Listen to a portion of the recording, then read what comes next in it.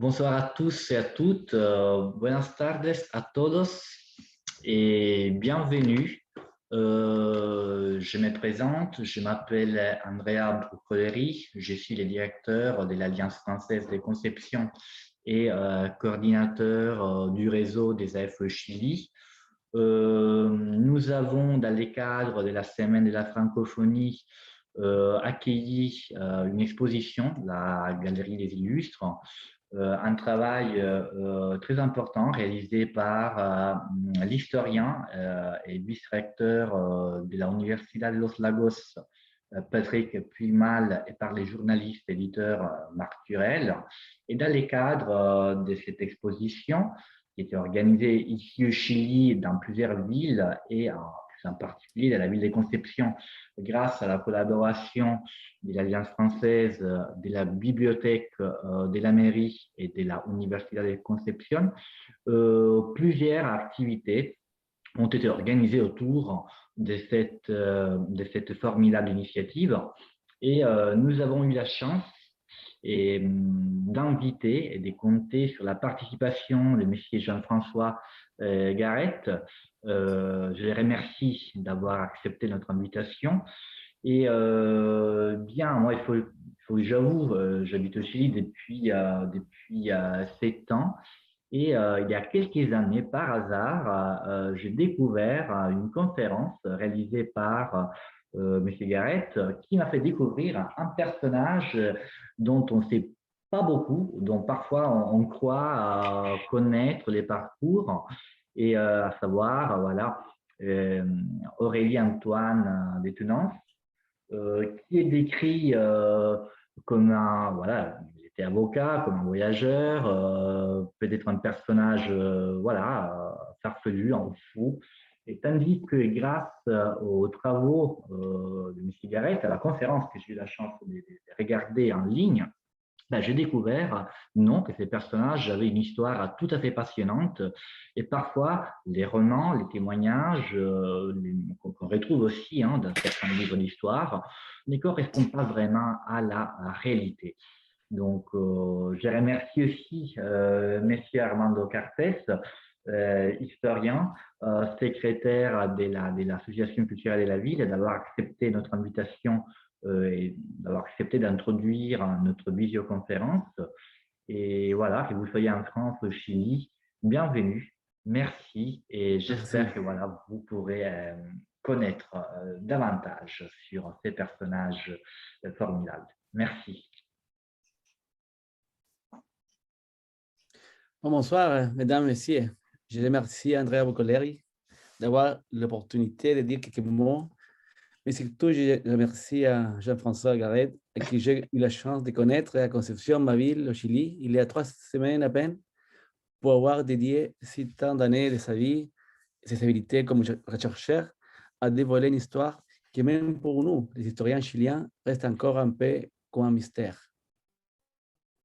Et ce n'est pas parce qu'on n'a pas écrit, il y a plus de 30 livres sur le sujet, c'est très bien recherché au Chili, mais le travail de Jean-François est unique. Il montre la sensibilité d'un homme de la Dordogne, comme Aurélie. Il a vu sur papier, bien sûr, mais comme Antoine Détenant, il a creusé la mer et est venu ici à faire les questions et trouver ses réponses. Et ces réponses sont originaux. De tous les livres que je connais sur le sujet, c'est le seul qui a mis les Mapuches au centre de l'histoire, qui a vu quelque chose de plus qu'une histoire de colonialisme du 19e siècle. Il a trouvé la clé et ainsi résoudre le mystère. Il a trouvé les vrais sujets de cette histoire. Et avec ça, même si c'est étonnant, c'est le livre le plus moderne que je connais. Et je connais plusieurs. Mes congratulations donc au professeur Garret. J'espère d'avoir la chance de nous retrouver là ou ici, ou encore mieux, sur les étoiles de la Rocanie, dans les royaumes invisibles d'Aurélie Antoine. Hein? Merci beaucoup pour avoir dédié ton talent, ton intelligence à étudier un sujet si important pour nous. Hein? Merci. Alors, merci beaucoup. Antes de empezar, yo quiero agradecer a Monsieur Brucoleri pour cette rencontre, cette charmante rencontre je voudrais remercier Armando, ce que vous venez de dire, ce qui me touche beaucoup, pour notre discussion aussi, pour le livre que vous m'avez offert sur les cimetières de Concepción. Et je vais donc, avant de commencer, préciser qu'avec le temps imparti, je ne vais parler que du tout début, simplement le premier voyage d'Aurélie Antoine, parce que je n'aurai pas le temps de parler du deuxième, troisième, quatrième voyage. On va se concentrer simplement sur le début de cette incroyable histoire et sur le moment qui va amener ce Français du Sud-Ouest à aller dans le sud-ouest de l'Amérique du Sud. Et les rencontres déterminantes qui vont modifier sa vie et s'achever certes de manière dramatique, mais amener une histoire incroyable. Alors je vais commencer par partager mon écran. Normalement, ça devrait fonctionner.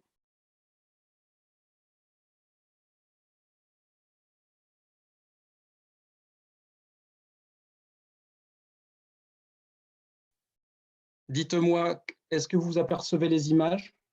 Oui. Très bien. Alors, j'avais décidé de commencer cette présentation en 1858, au mois d'août, quand un Français débarque au Chili, mais il débarque où? Il débarque à... J'ai mon PowerPoint qui ne descend pas. Alors, comment je fais? Alors, je vais recommencer peut-être ici. Je refais la manipulation. Est-ce que ça va marcher comme ça? Non. Reprendre. Est-ce que vous voyez l'image descendre? Il y a un bout de texte? Oui. Alors, oui. Notre homme descend, débarque au Chili, mais j'insiste, au mois d'août 1858, à Coquimbo, et on est bien loin de l'Araucanie. Hein, on est au nord du Chili. Et ce qu'on sait de ce Français, c'est que pendant quelques mois, il ne va presque pas sortir de Coquimbo. Il va acheter tous les livres, tous les documents qu'il peut trouver sur le Chili. La politique, l'économie, l'histoire, l'actualité. Il ne fait que ça. Il se documente. C'est assez curieux quand même. On a de la chance parce qu'il envoie quelques lettres à ses amis qui sont restés en Dordogne et en Périgord, et quelques-unes de ces lettres ont été conservées, ce qui nous permet de savoir qu'effectivement, il se documente, il a un projet, il veut faire quelque chose, mais il ne nous dit pas, il n'explique pas ce qu'il veut faire. Alors, il va se promener autour de Coquimbo, de la Serena, et étudier tout ce qu'il peut trouver sur l'histoire du Chili. Les amis chiliens savent qu'à cette époque-là, le président de la República de Chile, c'est El Señor Manuel Montt, et qui a un gouvernement assez ferme et qui mécontente un peu les régions nord et les régions sud du Chili. Alors, quelques images pour retrouver l'ambiance de l'époque, hein, à Coquimbo. Voilà, donc on sait qu'à cette époque-là, il y avait un hôtel de France. Donc je me dis que pour un Français, il n'y avait pas de raison d'aller vraiment ailleurs. On sait que du côté de Coquimbo et un peu plus loin vers la Serena, il y avait des usines qui travaillaient un peu le cuivre. Et dans quelques lettres, Antoine, qu'il envoie à Périgueux, Antoine de Tounins se documente sur le cuivre. Du côté de la Serena, on développe l'agriculture. Antoine de Tounins s'intéresse beaucoup à l'agriculture. On comprendra pourquoi après. Bon, voilà les endroits où il se promène. La poste de la Serena a été très importante pour Antoine de Tounins, qui est quelqu'un qui écrit beaucoup. Le courrier fonctionne bien, à peu près en 6 semaines ou 2 mois, une lettre arrive et après revient. Donc, on peut quand même donner des informations. Et le temps passe. On sait qu'Antoine de Tounens dit que très rapidement, il arrive à comprendre et à parler l'espagnol, le castellano, pardon, et à l'écrire correctement. Je rappelle que pour quelqu'un à cette époque-là du sud de la France, qui est de langue occitane au départ, quelqu'un qui parle occitan a des facilités pour… L'occitan est un des dialectes comme le catalan, hein, pour ceux les amis du Chili. Et pour comprendre l'espagnol, le castellano, ça aide beaucoup. Et finalement, en 1859, après avoir passé plusieurs mois au nord, Aurélie écrit à ses amis de France pour dire qu'il est prêt. Prêt pourquoi? Pour mettre son plan à exécution, et il se dirige vers la capitale, vers Santiago de Chile.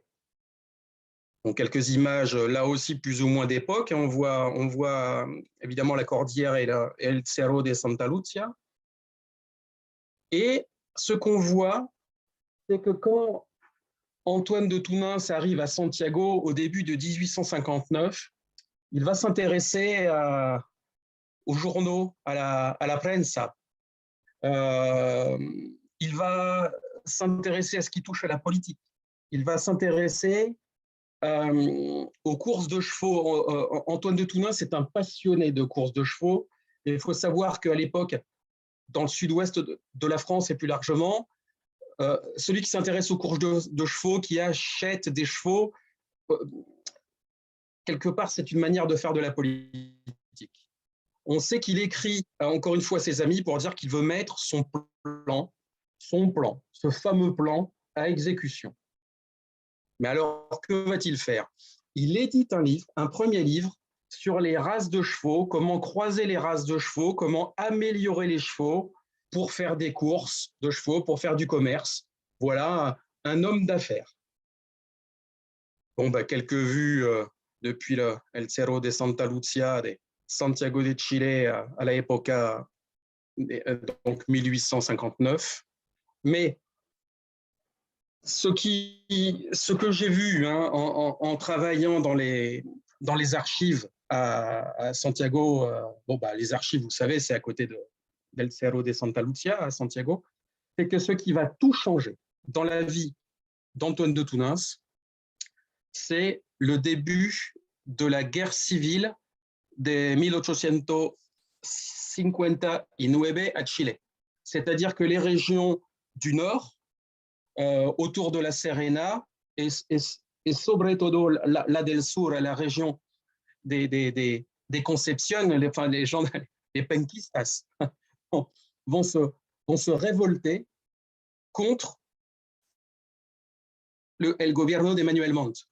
Et ça va être une guerre civile qui va être très, très compliquée. Il y en avait déjà eu une 8 ans plus tôt. Il y avait une grosse guerre civile en 1851.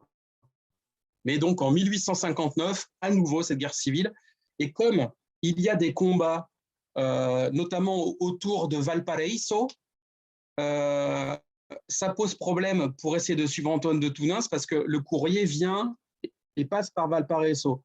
Donc, on perd Antoine de Tounens pendant plusieurs mois.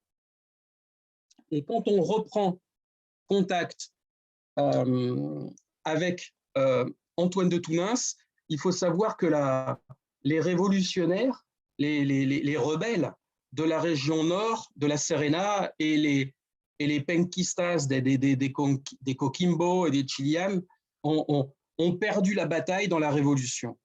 Et on retrouve Antoine de Tounens dans le nord du Chili. J'insiste, il est revenu du côté de Coquimbo et de la Serena. Et là, il a écrit une lettre que j'ai retrouvée, cette fois dans les archives à Périgueux, où il dit que son projet, son grand projet, c'est un échec. Ce qu'il avait prévu de faire, ça a raté. Et il avait dit à ses amis, si mon plan fracasso, je reviendrai. Mais là, il a plus vraiment d'idées, mais surtout, il écrit « Yo tengo una otra idea. Et là, tout va changer dans la vie d'Antoine, parce que s'est-il passé entre-temps? Donc là, on sait que Antoine est de retour à la Serena, à Coquimbo. Il demande de l'argent parce qu'il n'a plus d'argent. Où est passé tout l'argent qu'il avait investi? Apparemment, il avait acheté des terrains à Santiago du Chili pour essayer d'organiser des courses de chevaux. Il avait essayé d'investir dans un journal, mais enfin tout ça n'a pas fonctionné. Ce qui va tout changer, c'est que on sait que Aurélie Antoine était en contact avec un personnage qui s'appelait Bernardino Pradel, qui était des Chilianes et qui était uno de los jefes de los revolucionarios del sur.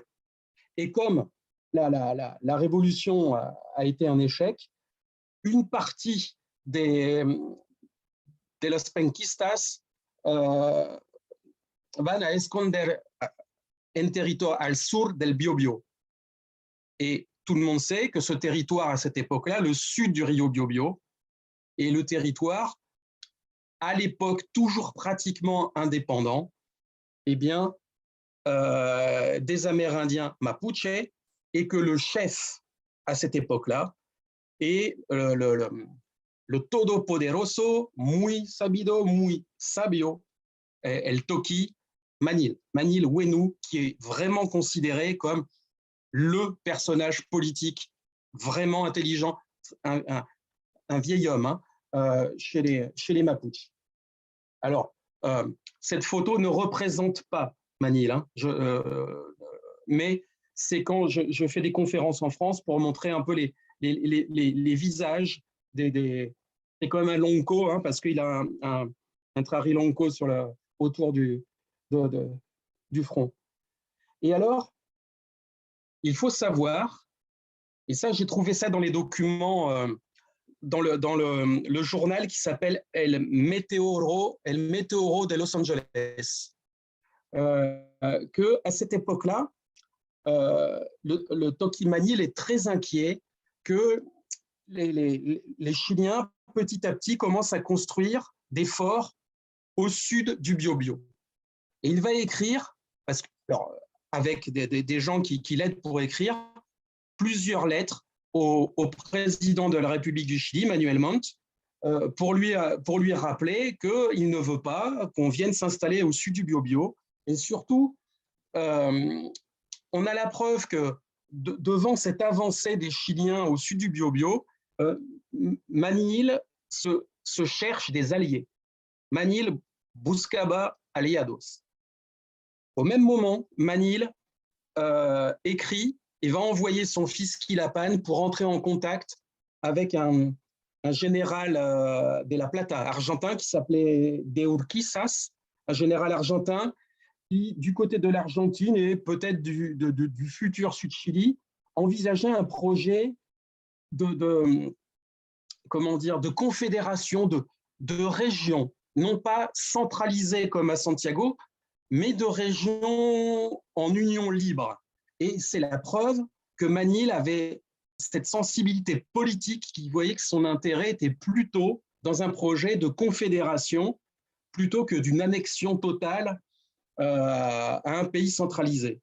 On sait qu'il écrit aussi à son allié de l'autre côté, de l'autre lado de la cordillera, el otro Toqui, Calfucura. On sait qu'il donne, et on voit qu'il protège les révolutionnaires de Chillán et de Concepción, avec notamment Bernardino Pradel. J'insiste sur le fait que Pradel, comme son nom l'indique, Bernardino Pradel, était d'origine française. Et c'est au même moment, dans ces échanges de courriers, d'aventuriers, de révolutionnaires qui vont et qui viennent, que on le sait, parce que Aurélie l'a dit, lui, il a écrit une lettre à Manil, alors que le courrier a dû passer par les réseaux, on verra plus tard quels sont les réseaux qui ont aidé. on va émettre l'hypothèse, pour l'instant, que les révolutionnaires du Sud, ceux de Concepción ou ceux de Chillán, ont dû aider à faire passer les courriers. Et ces courriers arrivent à Wallmapu, en el cerro de Adencul, Adencul étant le lieu, el lugar donde estaba el Toquimanil, vivait le Toquimanil à l'époque. Alors, ce qui est très important, c'est que ça, on était sur avril, mai, juin 1860. En octobre 1860, grâce à ses amis et grâce à sa famille, Antoine de Tounens a pu récupérer un peu d'argent et aussi sec, il quitte le nord de Coquimbo, il s'arrête quelque temps à Valparaiso, on verra pourquoi il s'arrête à Valparaiso, et después, il va aller tout au sud pour, cette fois-ci, débarquer à Valdivia. Bon, ça, c'est quelques photos que j'ai prises il y a quelques années ça, c'est les forts espagnols des conquistadors, pour aller rencontrer les Mapuches, et Aurélie Antoine va disparaître au fin fond des forêts d'Araucanie à partir d'octobre 1860. Ça, j'ai vraiment pu resserrer la date. C'est très important. Alors que, au nord du Chili, alors que plusieurs fois Manil avait mis en garde qu'il ne voulait pas de l'avancée des Chiliens au sud du Biobío, on sait que sur ce territoire-là, la guerre a commencé entre soldats chiliens et Huaychafé Mapuche, les guerriers Mapuche qui défendent le territoire. Il est très important de préciser que dans une des lettres qui est attestée de Manil, celui-ci, quand il écrit au président de la République, Manuel Montt, et au général Urquiza, rappelle qu'il y a eu des dizaines de traités diplomatiques entre les Mapuches et le roi d'Espagne. Alors, il rappelle que les premiers traités étaient vers 1612, qu'il y en a eu beaucoup après, que lui se rappelle du traité de 1793, parce que Manil étant très vieux, en 1793, il avait une quinzaine d'années. Et ça donne comme une idée de la parfaite connaissance politique de l'intérêt de ces traités diplomatiques entre les Mapuches et le royaume d'Espagne. Donc on est d'accord, bien avant la République chilienne, mais c'est très important pour les connaissances de Manil. J'avance un petit peu, si vous voulez. C'est quelques images que je montre. C'est des images que vous devez déjà connaître par cœur, mais c'est des images que j'utilise pour montrer quand je fais des conférences en France pour parler du Chili et pour parler du peuple mapuche qui est méconnu en France. Quelques images. Et ce qui va tout changer dans l'histoire d'Antoine de Tounens, c'est que, alors que ça fait environ un mois ou un mois et demi que Aurélie Antoine a quitté Valdivia pour partir vers le cœur de l'Araucanie, vers le Rio Cautín et plus haut, arrive la nouvelle, l'incroyable nouvelle, c'est que le Toquimanil est mort.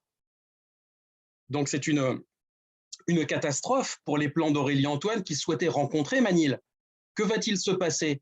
Ça peut être très dangereux pour Antoine de Tounens ensuite de continuer dans ce territoire si la personne qui l'attendait est morte. Aurélie Antoine va décider de continuer à avancer jusqu'à l'endroit. Alors, il a certainement un courrier ou une lettre qui lui sert de sauf-conduit pour arriver jusqu'à Adencul. Ensuite, et ça,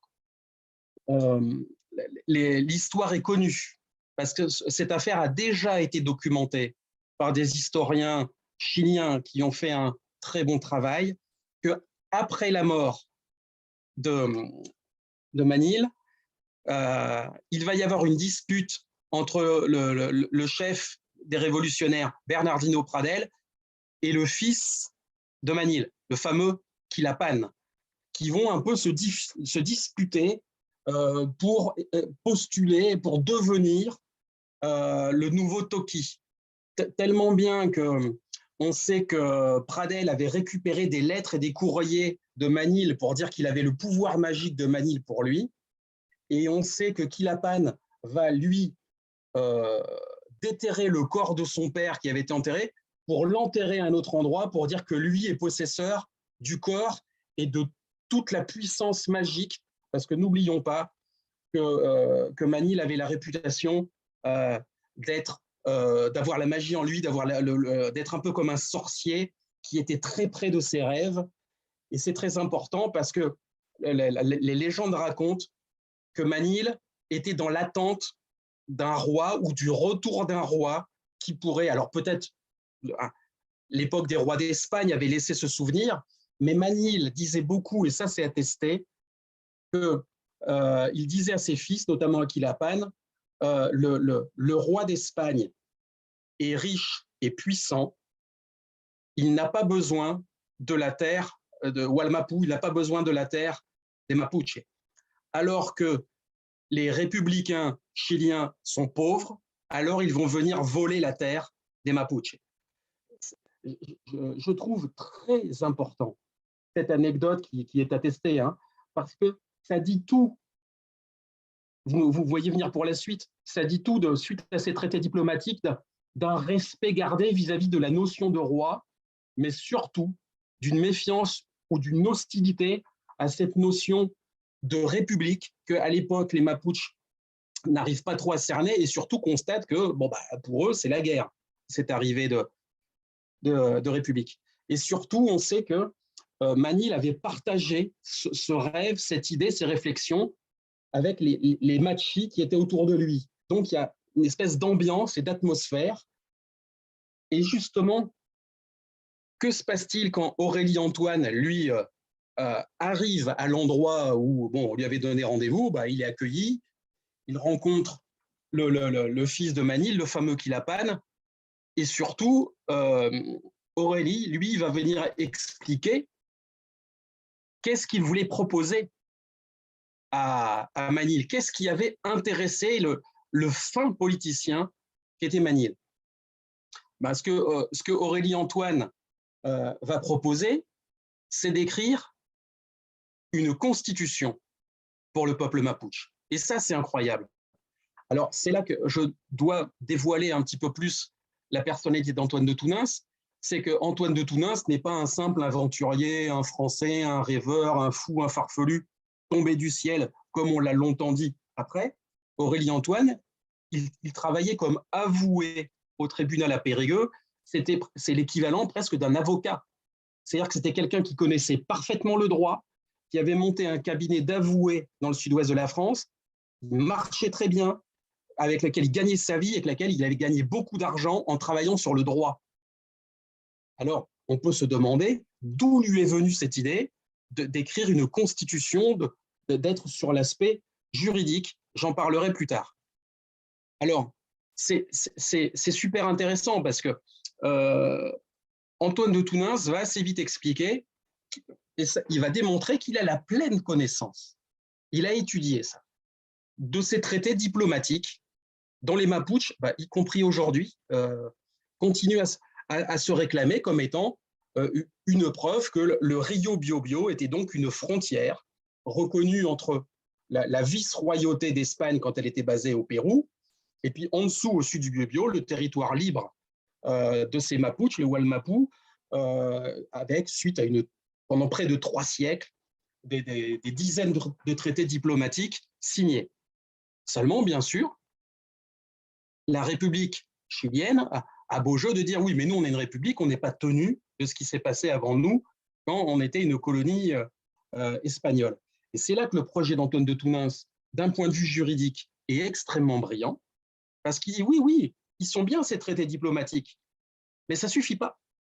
Parce que, effectivement, des républicains peuvent très bien dire on n'en veut pas. Alors, c'est là qu'Antoine dit mais avec ces traités diplomatiques, si par-dessus, arriba de los tratados diplomáticos, si on écrit une constitution, una verdadera constitución, Eh bien, d'un point de vue juridique à l'européenne, le peuple qui profite de cette constitution se constitue en véritable peuple avec des lois et des droits. Et qu'avec cette constitution, il propose, lui, ensuite, de regresar a Europa pour revenir en Europe pour obtenir une protection diplomatique. Voilà le plan. Et le moins qu'on puisse dire, c'est que ça avait intéressé Manille. Et ceux qui vont être là, Kilapan et les alliés de Kilapan, je peux citer tous les Lonko de cette époque, c'est-à-dire, enfin, je ne vais pas les citer tous parce que sinon j'y passerai un moment, mais il y avait le fameux Kilaueke, il y avait le fameux Mantri, il y avait le fameux Mariwal, il y avait d'autres Lonko qui étaient de rudes guerriers avec des communautés importantes comme les Wenchulian, comme il y avait les Mélines. Et tout ça, c'est les chefs de guerre mapuche les plus importants de l'époque. Et c'est ces gens-là, alors probablement prenant la suite de Manille, peut-être étant qui vont écouter Antoine et le choisir en disant, écoute, si tu es capable de faire ça, eh bien écoute, à toi de le faire. On t'accepte. Alors qu'est-ce que c'est comme nouveau Toki? Pour Antoine, Toki, allez, pour lui, c'est roi. Voilà ce qui se passe à la mi-novembre et à la fin novembre 1860. On sait que parce que ça n'a pas été vite, hein, c'est pas j'arrive, c'est quand même plusieurs semaines de discussion. Et tous les amis qui sont ici savent que de toute manière, à l'époque comme aujourd'hui, rien ne peut aller vite dans le monde des Mapuches parce que on discute, on réfléchit, les rêves, on commente les rêves, et ça prend du temps. Et toujours est-il qu'au bout d'un moment, il y a de plus en plus de Mapuches qui arrivent à Adencoul pour participer au choix du successeur de Manille, et qu'il se trouve que ce blanc, avec cette proposition de constitution, les Mapuches sentent qu'il y a peut-être quelque chose qui pourrait les aider. Alors, je vais accélérer. Ce qui devient amusant, c'est que fin novembre 1860, arrive au palais, al Palacio de la Moneda, à Santiago, un courrier signé Desfontaines. Il y avait plusieurs Français avec Aurélie Antoine, il n'était pas tout seul. Et surtout, ce Français qui propose une carte.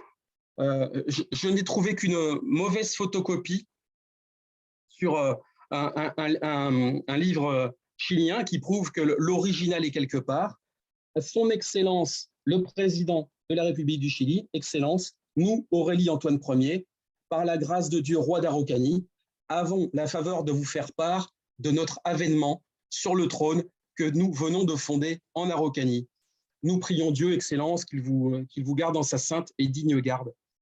Voilà la lettre qui arrive entre les mains de Manuel Montt, fin novembre 1860.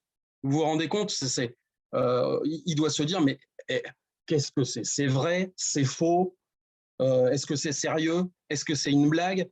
Quand même, ces guerriers mapuches que personne n'a pu battre. Vous le savez tous, ces mapuches ont battu les Incas, les mapuches ont battu les conquistadors.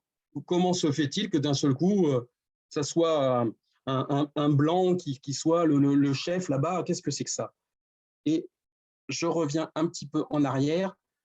Si vous voyez là, cette photo-là, on est le 28 décembre. C'est dans le journal Le Mercurio de Valparaíso qui va passer cet article. Alors, j'ai appris en allant au Chili que le 28 décembre, c'est le jour à l'époque où on écrivait les blagues. Hein, parce que très rapidement, le gouvernement chilien, qui est embêté par cette affaire, va traiter ça d'une manière en disant « oui, c'est une bêtise ». Mais toujours est-il que Antoine de Tounain a envoyé dans la presse la nouvelle de cette constitution de monarchie, mais surtout, il a envoyé toute la constitution qu'il a rédigée. C'est très intéressant, parce que pour ceux qui s'y intéressent, dans cette constitution, Aurélie Antoine, si à supposer qu'il soit fou ou mégalomane, aurait très bien pu écrire n'importe quoi, aurait très bien pu s'auto-désigner dictateur en chef, roi soleil, que sais-je. Non, c'est une constitution remarquablement moderne pour l'époque, hein, pour le 19e siècle. C'est une monarchie constitutionnelle tempérée, avec des représentants des communautés mapuches qui seraient élus de manière politique tous les 6 ans. Vous voyez comment Antoine voyait son projet. Les loncos seraient appelés à être élus ou réélus.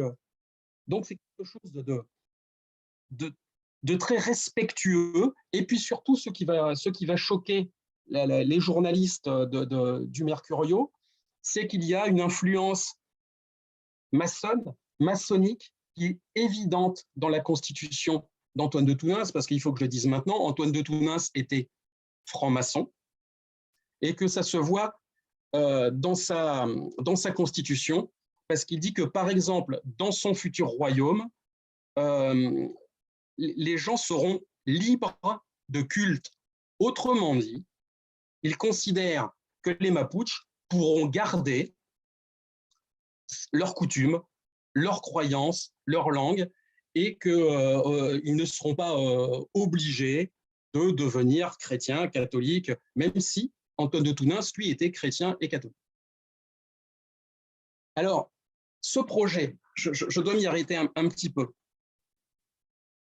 parce que j'ai travaillé encore depuis mon livre là-dessus. Je voulais donner cette petite chose de neuf pour vous ce soir. C'est qu'on pourrait là aussi trouver ça farfelu.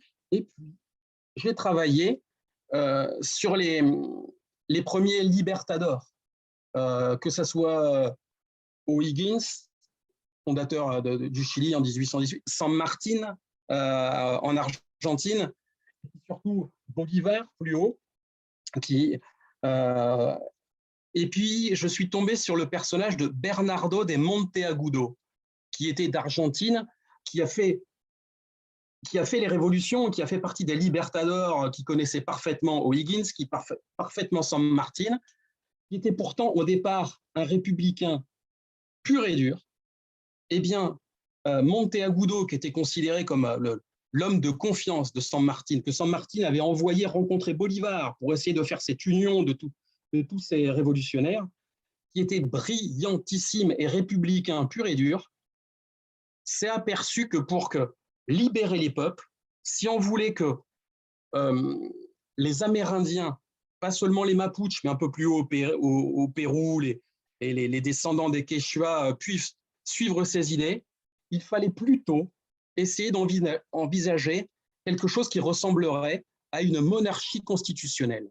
Parce que d'après ce libertador, on avait vu qu'avec le soulèvement de Tupac Amaru, quelques années avant, qui se réclamait du grand Inca de l'Inca Rey, là, les Amérindiens, il y avait eu cette révolte, qui d'ailleurs avait fini même par influencer le nord du Chili avec la tentative de révolte des Trois Antoines, dont je n'ai pas le temps de parler.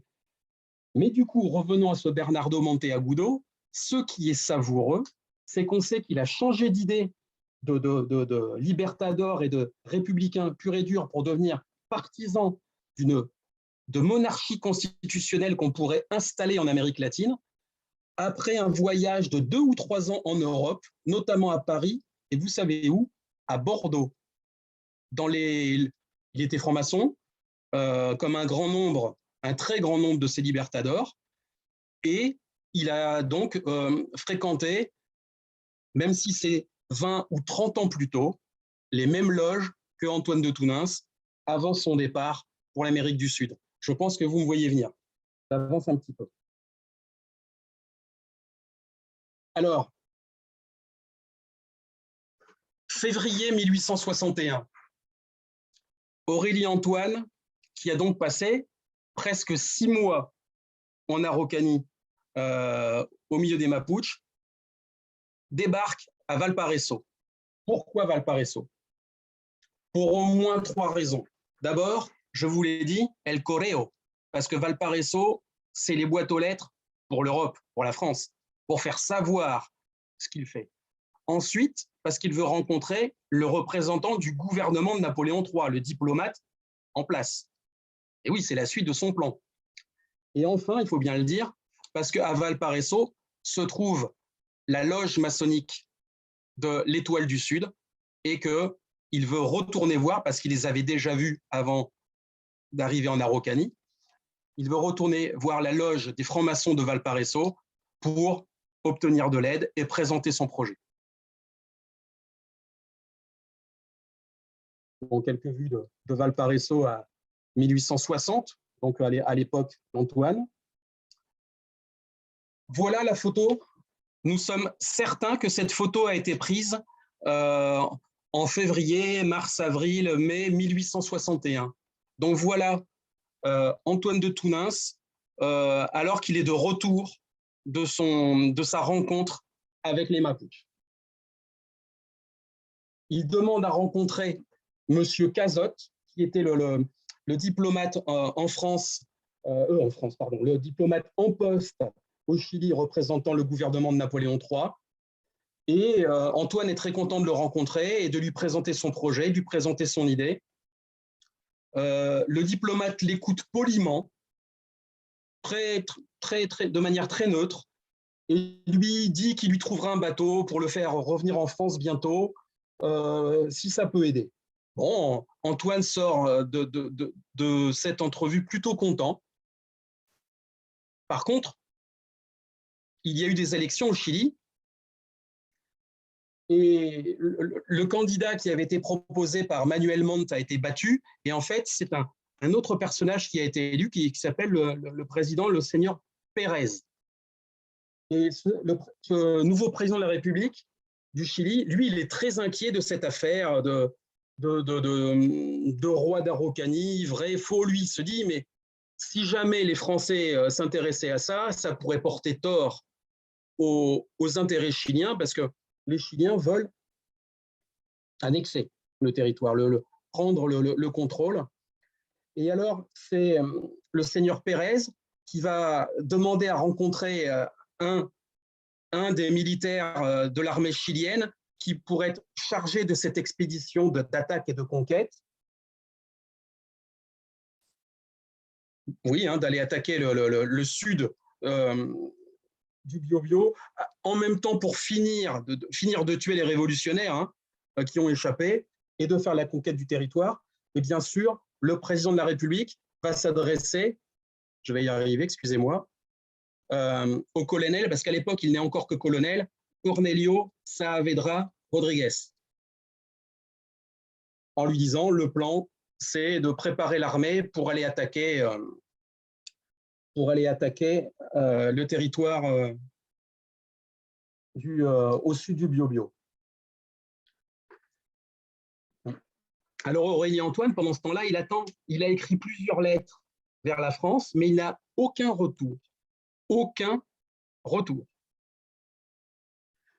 Alors qu'au même moment, la nouvelle de l'arrivée d'un roi dans la cordillère des Andes était arrivée en Europe par les journaux argentins.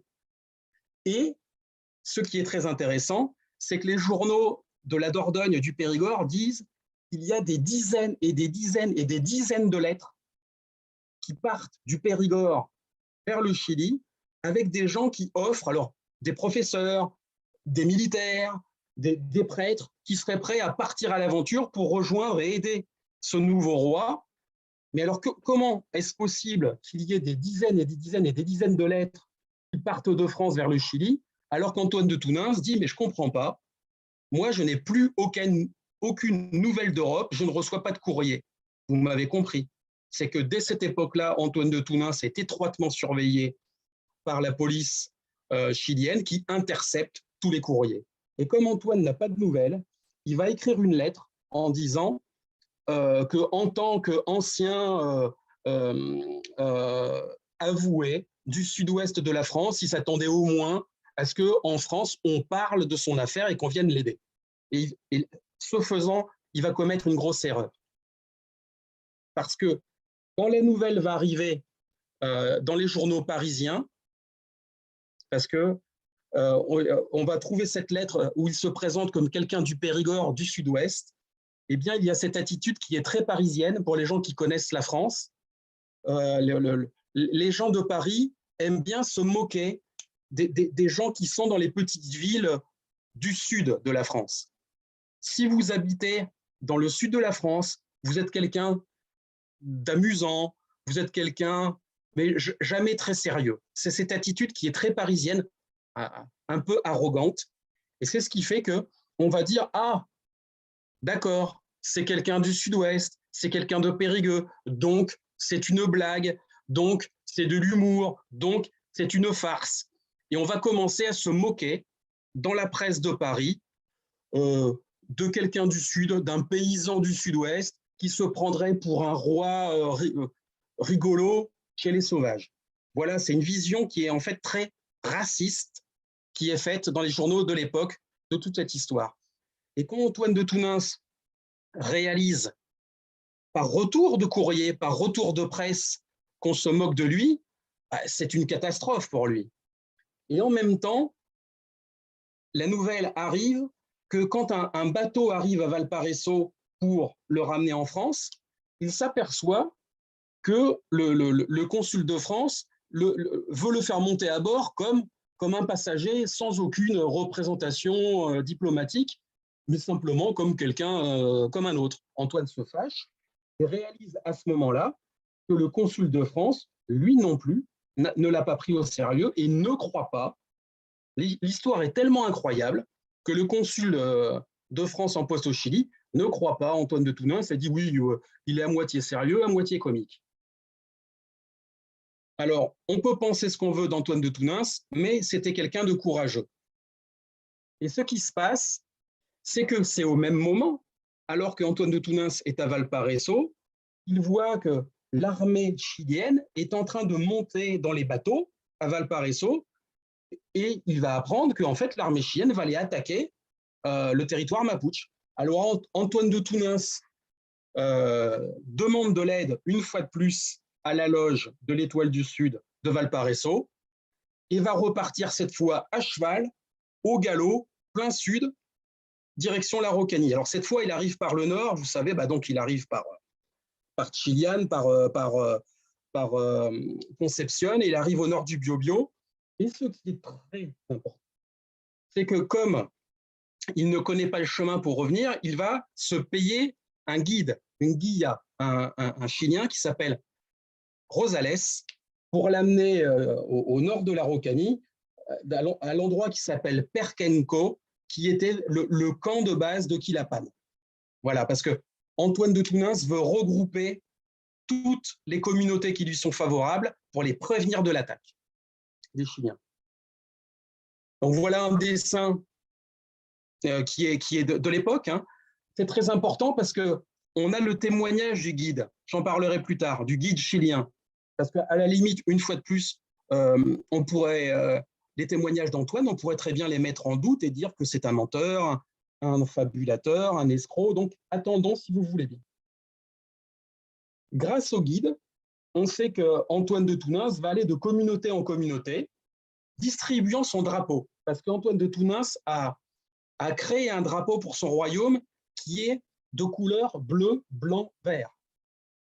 J'insiste, hein, c'est donc pas le drapeau français, c'est donc pas un drapeau pour faire une colonie française, c'est un drapeau à part. Le guide nous explique qu'il amène Antoine de Tounens devant différentes communautés jusqu'à retrouver le fameux Quilapán pour se regrouper. Alors voilà une photo d'époque où on trouve, le voilà, le roi d'Araucanie, hein, c'est-à-dire habillé en lonco ou en toki, si vous voulez, avec la manta et puis surtout le trarilonco qui est le symbole du chef, hein, du chef de guerre politique. Sauf que, alors que Antoine veut regrouper toutes les communautés qui lui sont favorables du côté de Angol, c'est-à-dire près du Biobío, hein, en disant attention, les Chiliens arrivent. Le guide était un traître, son guide, hein, Rosales, et va amener directement Antoine de Tounens dans une embuscade de l'armée chilienne, ce qui fait qu'Antoine de Tounens est capturé et emmené au grand galop au nord du Biobío, bien sûr, par les Chiliens, parce qu'on sait, et j'ai trouvé dans les documents, que son guide, Rosales, était payé par les Chiliens et surtout par Cornelio Saavedra Rodríguez, qui est une preuve de plus que les Chiliens étaient très inquiets des activités d'Antoine. Et donc, officiellement, on se moque et on rigole, on blague, mais officieusement, grosse inquiétude politique et diplomatique. Antoine est jeté en prison le 6 janvier 1862 dans la prison de Nacimiento. Et d'ailleurs, c'est très intéressant parce qu'il y passe très peu de temps, une journée ou deux, et Antoine de Tounens a écrit dans ses mémoires qu'il a été aidé par un officier chilien qu'il avait rencontré dans la loge maçonnique de Valparaiso. Vous voyez bien, c'est bien la preuve des relais et des aides de francs-maçons à Antoine. Mais comme les Chiliens ont très peur d'une grande attaque des Mapuches sur Nacimiento pour libérer Antoine, ils décident de l'amener plus haut, pardon pour la prononciation, Los Angeles de Chile. Et Antoine va être donc enfermé, sachant que le colonel Saavedra, dans un premier temps, veut se débarrasser le plus vite possible d'Antoine de Tounens et trouver un argument, soit pour le mettre en prison, soit pour s'en débarrasser. Et on va demander à un juge chilien, le juge Matus, qui est quelqu'un de très brillant et qui va vraiment servir les intérêts de l'État chilien. Alors, ce qui change tout, c'est que, alors que Antoine de Tounens est jeté en prison, au même moment, beaucoup plus au nord, en Amérique du Nord, eh bien, au large des côtes du Mexique, les Mexicains aperçoivent la flotte de guerre de la marine française de Napoléon III. C'est la fameuse et désastreuse et catastrophique expédition du Mexique de l'empereur français Napoléon III, qui a eu la bonne idée d'attaquer une république du Mexique pour installer un empereur autrichien, et puis pardonnez de la blague, mais qui par ailleurs était francophobe. Je ne sais pas si vous vous rendez compte de l'intelligence du plan. Mais toujours est-il que l'arrivée et l'attaque des Français du Grand Mexique impressionne tout le monde en Amérique latine, et que les Chiliens vont se dire, mais et si Antoine de Tounens était un agent du gouvernement de Napoléon III, on ne peut pas s'en débarrasser comme ça, on ne peut pas les tuer, ça pourrait créer un incident diplomatique, parce que si les Français attaquent le Grand Mexique, ils pourraient ne pas hésiter à venir attaquer le Chili. Voilà l'inquiétude qu'on trouve dans les... Alors ça, j'ai trouvé ça dans les archives, plutôt du gouvernement chilien, toujours aux archives à Santiago. Ce qui est très intéressant, c'est que Matus veut offrir un avocat, un abogado, pour défendre les intérêts d'Antoine de Tounens, et Antoine de Tounens le prend très mal. Je vous rappelle qu'il est avoué, en fait, il travaille comme avocat. Donc, Antoine de Tounens veut se défendre tout seul. Il demande juste que les Chiliens lui donnent un code civil et un código militar chileno pour se défendre.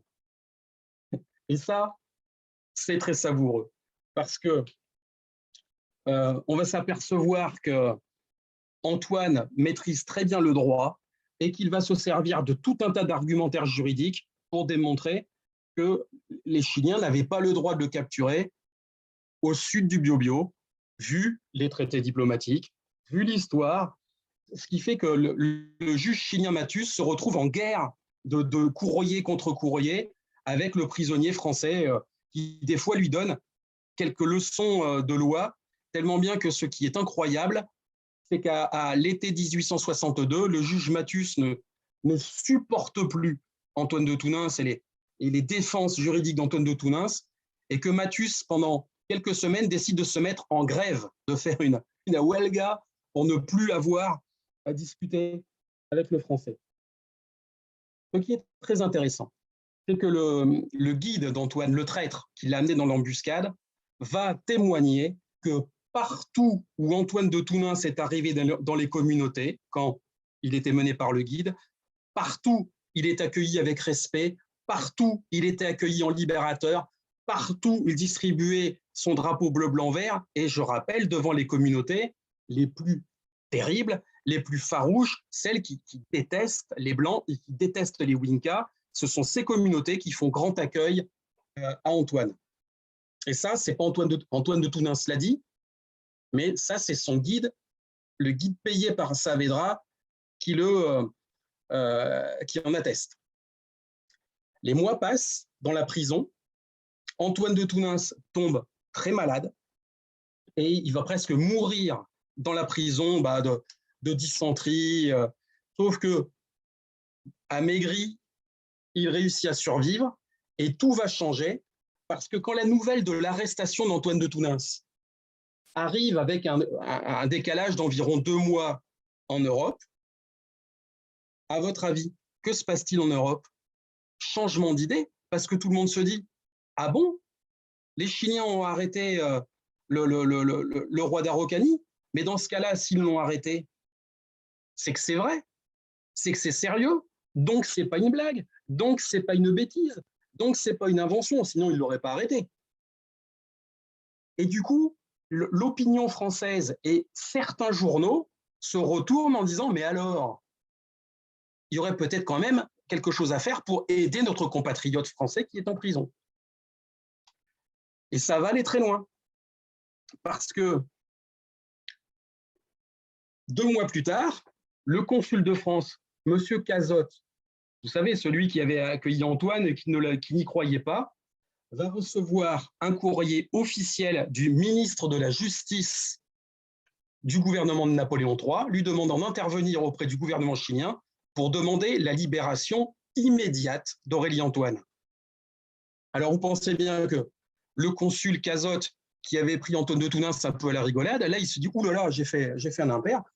Alors, il écrit au ministre de la Justice en disant « Mon ministre me demande d'agir pour libérer Antoine de Tounens ». Alors, à votre avis, la suite logique de ça, c'est que le ministre de la Justice chilien s'en réfère au gouvernement en disant « Les Français veulent le faire libérer, c'est donc bien que de Tounens est protégé par le gouvernement français, donc on ne peut pas s'en débarrasser ou le fusiller. » Ce qui est très intéressant, c'est que Antoine, étant tombé malade en prison, dans une de ses défenses, il écrit qu'en fait, il n'était jamais venu au Chili pour devenir roi d'Araucanie, mais qu'il était venu avec l'idée et le projet politique de fédérer les républiques d'Amérique latine. Or, qu'est-ce que c'est que ce projet? Qu'est-ce que c'est que ce rêve? Parce que ça, c'était un autre rêve. C'est le plan des premiers conquistadors, des premiers francs-maçons. C'est le fameux rêve de Bolivar, qui souhaitait essayer de fédérer toutes ces républiques d'Amérique latine pour pas que les républiques nord-américaines des États-Unis anglo-saxonnes finissent par prendre le dessus. Et surtout, ce qui est très important, c'est que la presse française va écrire sur cette affaire que le ministre des Affaires étrangères est intervenu pour faire libérer Antoine de Tounens en faisant travailler le ministre de la Justice, à la demande d'un autre ministre, le ministre de l'Intérieur, de la Hacienda, qui s'appelle Pierre Magne. Et Pierre Magne, je vais vous le montrer, j'y arrive. Hop, ici. Pierre Magne, personnage central dans notre histoire. Pierre Magne était périgourdin, originaire de Périgueux, avocat de Périgueux, devenu entre-temps ministre, quand je dis de la Hacienda, je me trompe, c'est ministre des Finances, pardon, je viens de me tromper. Ministre des Finances, et surtout le membre du conseil privé de Napoléon III, qui avait une influence énorme sur Napoléon III. Eh bien, Magne avait un cabinet d'avoués à Périgueux et un de ses associés était celui qui avait fait travailler Antoine de Tounens. Vous me voyez venir? Donc Antoine de Tounens, quand il avait dit aux Mapuches qu'il avait des contacts au plus haut niveau du gouvernement en France pour obtenir une protection diplomatique suite à sa constitution, c'est vrai. Et la preuve, c'est que c'est un des plus grands, un des plus hauts membres du gouvernement de Napoléon III qui intervient à l'époque pour faire libérer Antoine de Tounens parce qu'il le connaît bien. Alors, voilà, hein, dire que la nouvelle de la capture d'Antoine fait les gros titres de l'époque. Regardez la une du Monde illustré de l'époque, première page, sur l'arrestation du roi d'Araucanie par les Chiliens. Alors, tout le monde ne parle que de ça. Hein. C'est une grande affaire en France à ce moment-là. Et alors, où ça va devenir savoureux? Pardonnez mon texte en castellano où j'ai dû faire des fautes de conjugaison et de grammaire. C'est que quand le juge Mathus va apprendre qu'il va devoir le libérer, il va avoir une idée géniale pour les intérêts chiliens. Comment faire pour résoudre ce problème diplomatique qui peut devenir un incident diplomatique? Eh bien, Mathus va avoir l'idée géniale, il va dire, eh bien, on n'a qu'à dire que ce n'est pas vrai. Hay que decir que es un loco, que tout est faux, que todo es falso, que es un mentiroso, qu'il n'a jamais été chez les Mapuches, que les Mapuches ne le connaissent pas, que tout ça, ce n'est pas vrai. Il n'y a qu'à dire qu'on va l'envoyer dans une maison. Alors, j'ai vu, on appelle ça Casa de Orates à Santiago de Chile. Et puis, comme ça, l'affaire est réglée et on expulse une loco et on oublie.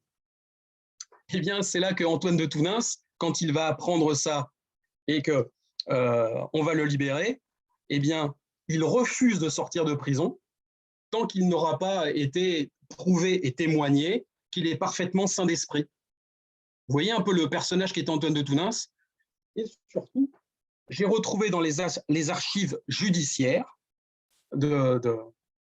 chiliennes que le juge Mathus avait envoyé 2 médecins dans la prison, dans la carcelle d'Aurélien Antoine, para hacer un testimonio et decir que el francés es un loco. Et les 2 médecins, le premier s'appelait Enrique Burke et l'autre, j'ai oublié, dans la vidéo, ont écrit que le français était en plana sana razón. C'est-à-dire que les médecins ont eu l'honnêteté de dire que Antoine de Tounens était parfaitement sain d'esprit. Par contre, pour des raisons de politique, pour des raisons diplomatiques, on va dire que c'est un fou et on va l'expulser début 1863 vers la France. Je vais arrêter rapidement ma présentation, si vous voulez, pour dire qu'arrivé en France, la première chose que va faire Antoine de Tounens, ça va être d'écrire un dossier de 5 ou 6 pages sur l'intérêt qu'aurait la France d'offrir, j'insiste, une protection diplomatique à un royaume qui serait de fait indépendant, mais ami des Français. Et ce document, il va l'envoyer à qui?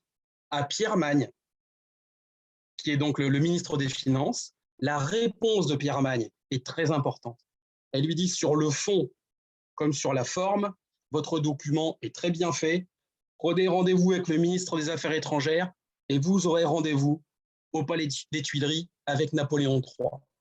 Donc, ce qu'avait promis Antoine de Tounens aux Mapuches, il l'a fait.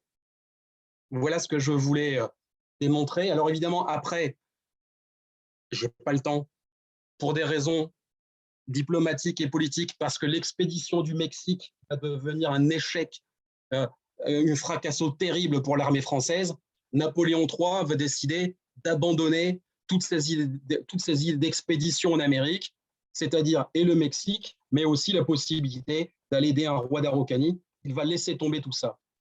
Alors Antoine de Tounens ensuite reviendra avec de l'argent privé en 1869. Et pendant près de 2 ans, Antoine va revenir en traversant, en remontant la Pampa, la Patagonie, en traversant la cordillère des Andes l'hiver. Et pendant 2 ans, il va mener une grande guerre. On l'a oublié, hein. Pendant près de 2 ans, les divisions chiliennes qui sont envoyées en Araucanie, avec Saavedra toujours et d'autres, l'objectif militaire, c'est la capture ou l'élimination d'Antoine de Tounens, qui écrit des courriers, qui va se battre bravement.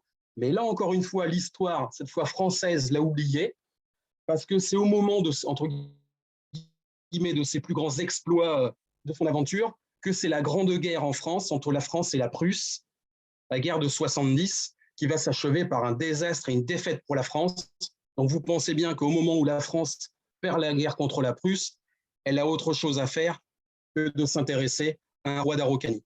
Voilà, je vais finir ma présentation ici. J'espère que je n'ai pas fait trop long et je suis à votre écoute. Voilà, merci. Merci à vous.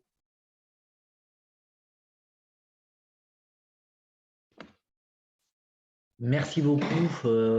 Merci. Je ne sais pas si vous aurez des questions. N'hésitez pas à allumer votre micro. Hein. Oui, bonsoir. Oui, bonsoir. Bonsoir Jean-François, c'est Jorge depuis Cachan, Île-de-France. Ah, bonsoir. Bonsoir, bonsoir à tous. Bon, Et je voulais dire que j'ai trouvé passionnant ton intervention et j'ai appris beaucoup de choses. oui.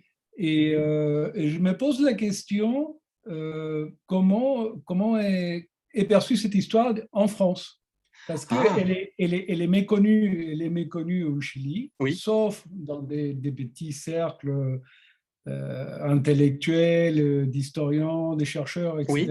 Mais les grands publics en France, comment est perçue cette histoire? Merci de ta question, Georges.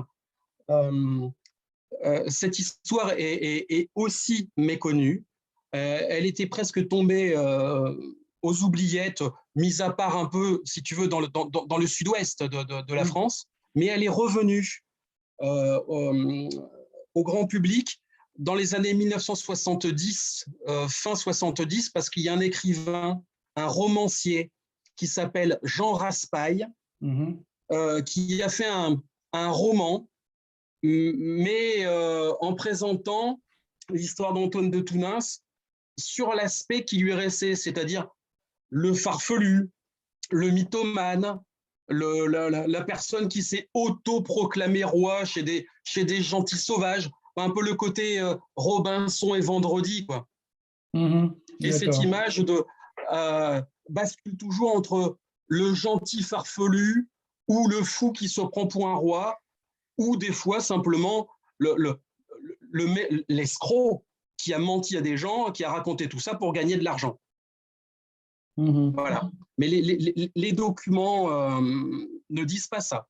Voilà, les documents d'archives ne disent pas ça. Une histoire bien plus complexe. Voilà. Merci. Alors, au Chili, j'ai vu qu'il y a aussi 2 manières de présenter l'affaire. Il y a bien sûr la version du fou, hein, du loco, pardon les amis, mais de la tonteria. Truc un peu stupide, un peu la bêtise. Et puis aussi, sinon, une fois qu'on a dit que c'était un fou farfelu, un inventeur, il y a aussi la version de dire attention, c'était aussi le méchant français colonisateur qui voulait venir voler un morceau du Chili aux Chiliens. Moi, ce que je retiens le plus de ton intervention, c'est cette partie c'est la rencontre entre Antoine et puis le chef Mapuche, Oui. et qu'il avait rêvé. Donc, ça parle de la cosmologie de Mapuche. Oui. Et donc, c'est ça qui lui donne la force et la crédibilité aussi. Exactement, parce que comme tu dois le savoir, et comme je pense tous les amis qui sont là ce soir, qui s'intéressent forcément au peuple mapuche, j'insiste, c'est en travaillant sur ce sujet que je me suis aperçu très rapidement, que je faisais fausse route et que pour bien comprendre cette histoire, il ne fallait pas que je raconte l'histoire d'un Français blanc qui arrive au Chili, mais que le personnage principal de toute cette histoire qui s'achève d'une manière dramatique, hein, qui se finit d'une manière catastrophique, c'est le peuple mapuche. Parce que ce sont les chefs mapuches qui ont misé sur lui, en disant s'il peut nous aider, bah, ça fera un allié. S'il peut nous ramener des fusils, s'il peut nous ramener des outils agricoles, s'il peut nous ramener une protection diplomatique, enfin, quelque part, c'est presque un super Werken, un super porte-parole. Et d'ailleurs, il l'a été, parce qu'il a créé un journal, et pendant plusieurs années, il écrivait à toute la presse française, chaque fois qu'on disait qu'il était un roi de pacotille des sauvages, roi de pacotille, il avait des arguments hein, juridiques. Sauvage, il se mettait dans une colère noire en disant « vous êtes des racistes » parce que le peuple mapuche est un peuple, enfin il le défendait quoi, comme un peuple avec une vraie culture, avec une vraie langue, avec une vraie... Et en fait, les mapuches se sont offerts, je pourrais parler d'un attaché de presse pour défendre leur cause. Non, bah, très bien, hein. Merci. Je voyais peut-être une autre question. Je ne sais pas si Monica avait ou Nadège aussi. Oui, moi, bonsoir. Donc, je suis Nadège Giguet. Moi, je vous appelle de France. J'avais rencontré Jean-François il y a 2 ou 3 ans, je crois, parce que j'ai un projet de spectacle de marionnettes. Ah, je m'en rappelle, oui. Oui, je m'en rappelle. Voilà. Oui, donc le projet est toujours d'actualité. Donc, et en fait, moi, je trouve le personnage vraiment fascinant, justement, parce qu'il est très ambigu pour moi, avec cette idée, un peu comme un enfant qui se dit, quand il sera petit, c'est un peu ce que développe d'ailleurs Jean Raspail dans son roman, cette idée de « quand je serai grand, je serai roi ». Il y a ce côté-là qui est tenace, qui est obstiné, qui est un peu une tête de bois, et en même temps avec, à mon sens, un véritable amour pour les Mapuches.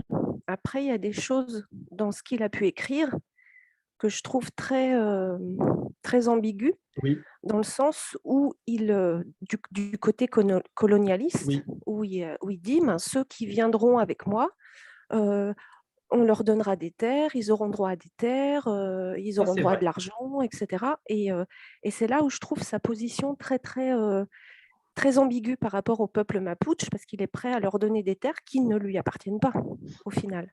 Et je trouve justement le personnage est tellement fascinant, complexe, que dans le spectacle qui est en cours de préparation, pour moi, le héros, justement, n'est pas forcément Antoine de Tounins, mais vraiment le peuple mapuche. Ah bah, nous sommes d'accord. Et que j'ai pas, voilà, et que j'ai pas envie de donner la réponse sur qui était Antoine de Tounins. Est-ce que c'était un super-héros, entre guillemets, ou un vilain colonialiste, quoi. J'ai pas envie de donner cette réponse-là, mais de faire appel à quelque chose de plus large. Et on parlait de la cosmogonie, justement, vraiment de ce côté-là qui m'intéresse aussi. C'est effectivement un homme aussi du 19e siècle. À cette époque-là, les Européens partent partout, sur tout le globe, croyant bien faire aussi, persuadés qu'ils vont amener des bonnes idées. Et c'est vrai que je trouve intéressant le monde, parce que ça m'oblige, moi, à réfléchir en tant qu'écrivain, parce que cette question est au centre aussi de la vie d'Antoine, et de constater que on peut difficilement sortir un homme de son contexte. C'est un homme du 19e siècle. Il croit à la science. On est dans le monde de Jules Verne. Hein. La science peut tout. Hein. C'est les premiers bateaux sous l'eau, c'est les premiers rayons, c'est les premiers montgolfières. Antoine est passionné par ça et il est persuadé qu'effectivement, de partir à l'aventure de l'autre côté de la planète, on peut aider les peuples à se défendre. Et il y a ce côté-là. Il y a aussi, qu'on le veuille ou non, ce côté où il dira, notamment sur la fin de sa vie, quand il est battu et qu'il a perdu et qu'il est malade, en face de catholiques, il était capable de dire, si on m'avait suivi, il y aurait eu des églises. En face de banquiers, de dire, si vous m'aviez financé, vous vous seriez retrouvé sur des bateaux, sur de l'exploitation. Parce qu'il aura tenté jusqu'au bout de vendre ce projet pour obtenir un financement, parce que son idée forte était de développer l'Araucanie en s'appuyant sur le point fort des Mapuches, qui est l'agriculture. Il est paysan, Antoine, d'origine. Il s'est aperçu que les Mapuches étaient et sont, pardon de le dire, mais sont toujours, de bons agriculteurs qui s'occupent bien de leurs bêtes. Et le plan d'Antoine était d'organiser des comices agricoles, comme il voyait faire dans le sud de la France à l'époque, c'est-à-dire où on améliore les charrues, où on croise les vaches, on croise les chevaux. Et plusieurs fois, il a essayé de financer des bateaux pour amener des outils agricoles aux Mapuches. Alors, il y a cette ambiguïté qu'il ne faut pas nier et qui est certaine. La différence, c'est que je pense avoir démontré que le côté colonie française, ce n'est pas possible. Parce que sinon, pourquoi écrire une constitution? Pourquoi aller chercher un drapeau bleu, blanc, vert? Pourquoi nommer des ministres Mapuche? Parce que c'est le cas. On a le témoignage en 1900, j'ai peur de dire une bêtise, 12 ou 13, d'un livre qui s'appelle Las Ultimas Familias, qui a été écrit par l'historien Thomas Guevara sur les derniers témoignages des Mapuches. Et une vieille femme Mapuche qui s'appelait La Juana Malen, qui en fait était la veuve du fameux Quilapan, le fameux fils de Manil, le grand guerrier, qui avait une haine pour les Blancs, et qu'on appelle, que les Mapuches appelaient et appellent toujours, les Winkas, c'est-à-dire blancs et voleurs de terre. Et elle disait que Quilapan n'écoutait que Aurélie, et que Aurélie, avant de partir, avait nommé plusieurs des Loncos comme ministres de son gouvernement. C'est quand même assez curieux. C'est-à-dire qu'il ne fait pas son gouvernement en nommant des Blancs par-dessus. C'est assez complexe. Voilà.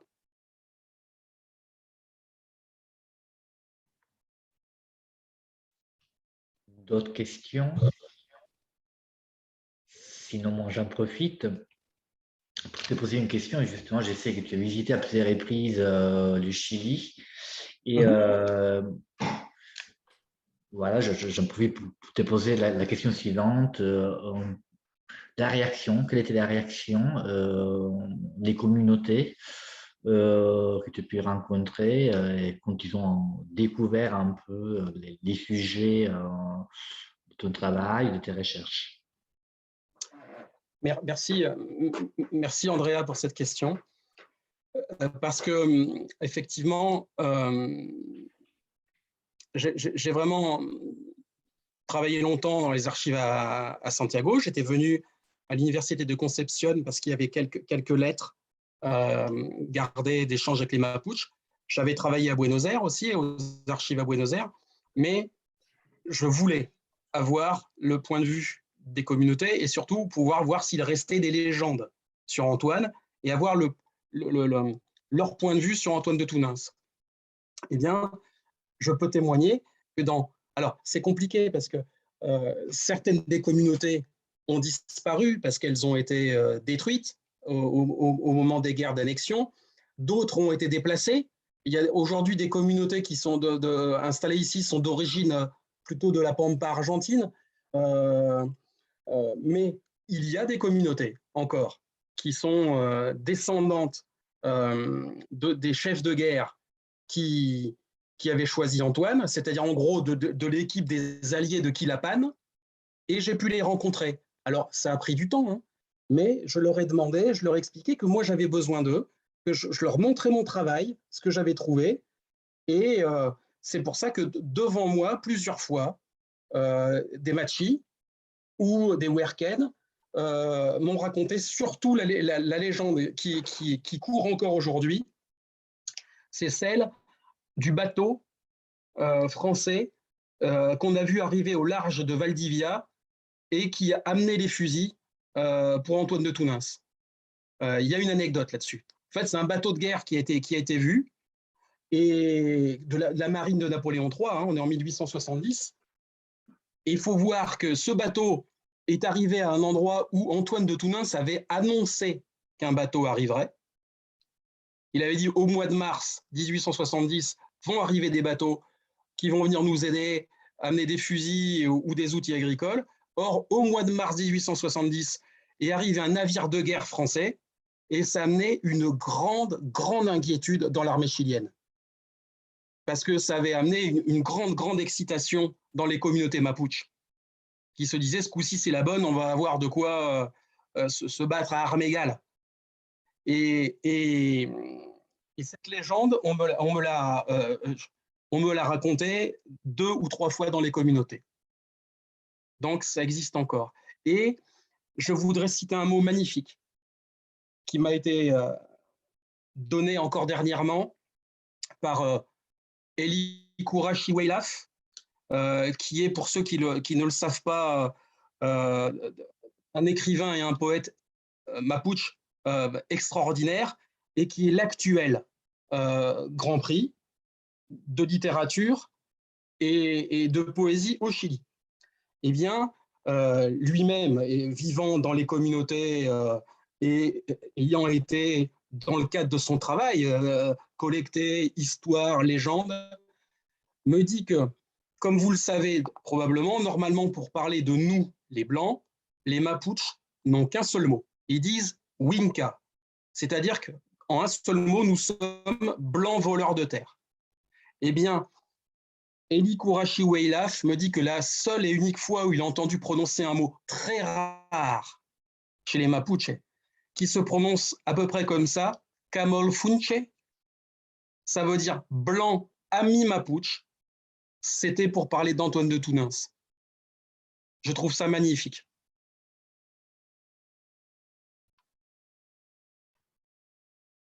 Merci. Et moi, j'espère vraiment que, que tes livres pourront être traduits aussi en espagnol, pour que le public Oui. chilien connaisse voilà, un peu plus l'histoire d'Aurélie, d'Antoine. Et voilà, je ne sais pas s'il y a d'autres questions. Peut-être, je vois Monica qui a allumé son microphone. Oui, Je ne me trompe pas. bonsoir, je suis Monica. Hola, bonsoir. Je veux te demander, donc, Oui. quelle année vous avez parlé avec les personnes ici à la Araucanía? Ah, la première fois, c'était 2010, ensuite 2012. Je venais pratiquement chaque année au mois de décembre et j'allais plutôt dans des communautés autour de Temuco. Et j'ai été du côté de Coyipulli et du côté de Ercilla, dans des communautés. Voilà, où j'ai pu discuter. Enfin, j'ai eu la chance de pouvoir, enfin, j'ai demandé, et on m'a invité. Et je me suis avancé dans les communautés parce qu'on m'y a invité. Voilà. Bon. Bon, je peux te dire que moi, mon âge, c'est 61 ans. Mm-hmm. Oui. J'habite à Traillén. Mm-hmm. Et je pense que ce que tu dis d'avoir parlé avec les personnes, Oui. et l'histoire de ton nom, ici, Oui. c'est une histoire très connue. Et ça, ce n'est pas d'aujourd'hui, ce n'est pas de 5 ans en avant. Non, Oui. ça, c'est connu il y a beaucoup de ans. Oui. Et ici, c'est connu pour tout le monde. Et Ah, tu dois savoir aussi que l'Araucanía, c'est une zone pratiquement française. Les colonnes ici, on était beaucoup de Françaises et Suisses aussi, qu'on a, comment on dit, on embrassé la culture française. Et ça, c'est oui. une histoire très commune, très commune. D'accord. Oui. Et ici à l'Araucanía, tout le monde, presque toutes les personnes connaissent cette histoire. Ah, c'est bien. Et je crois que ce n'est pas une chose très destaqué, pues, on peut dire comme ça, très, très important de dire, ah, pardon, ça c'est seulement avec tout mon cœur, je te dis, de dire que les Mapuches connus et ont dû ça de tout nom. Il y a beaucoup de Mapuches qui ont connu cette histoire parce qu'ils sont liés à la culture française. Ça, c'est tout. Merci. D'accord. Merci à vous, Monica. Merci. Je voulais juste rajouter une chose.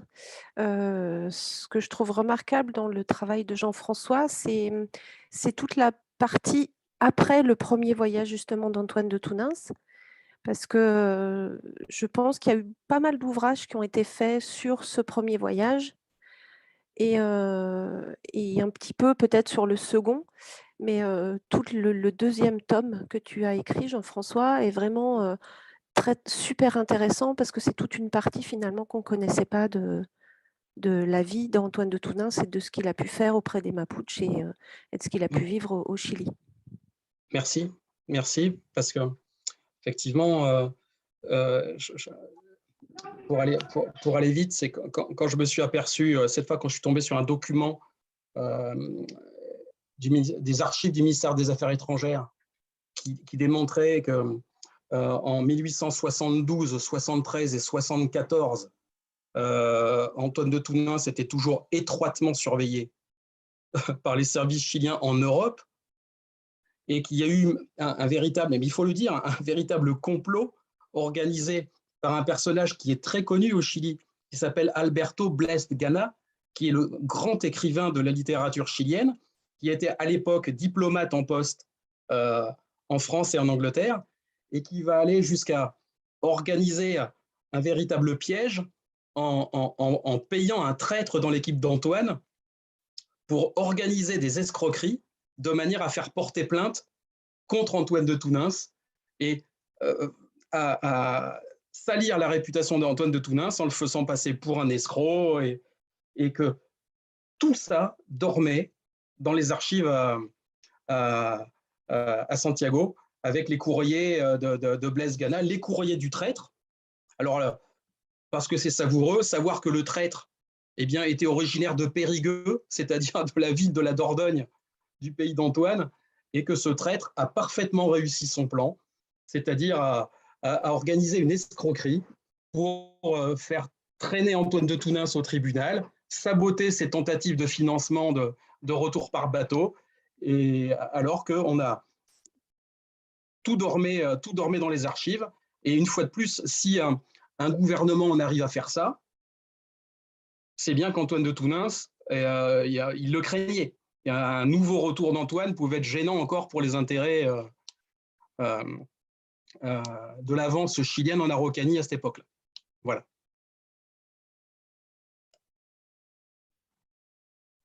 Je peux rajouter une dernière chose encore?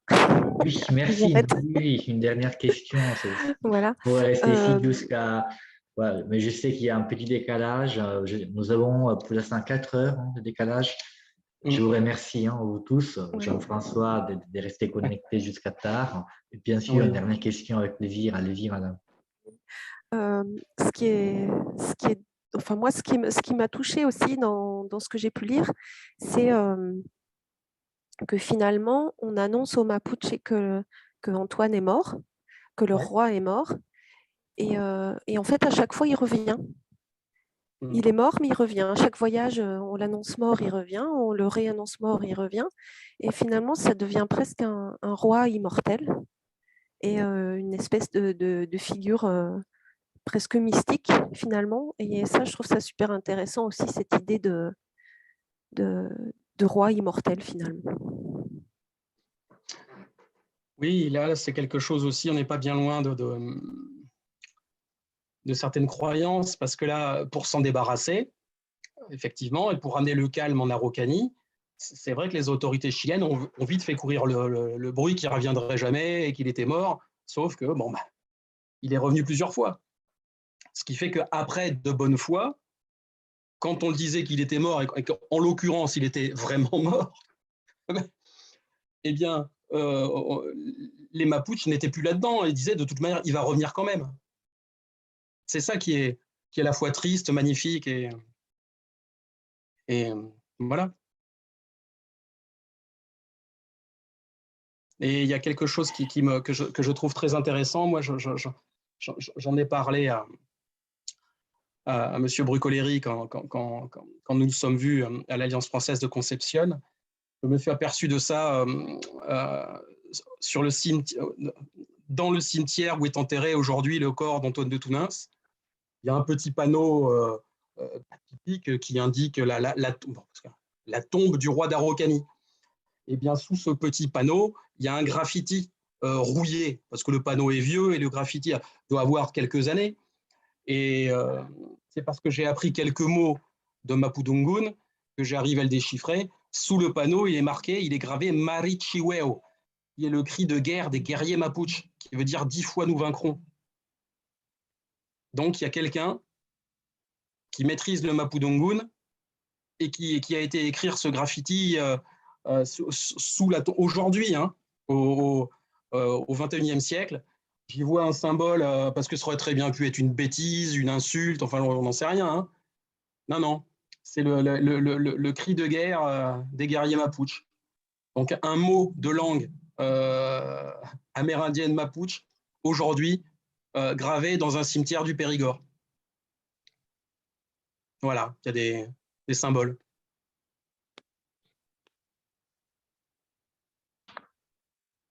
C'est toujours une thématique très actuelle.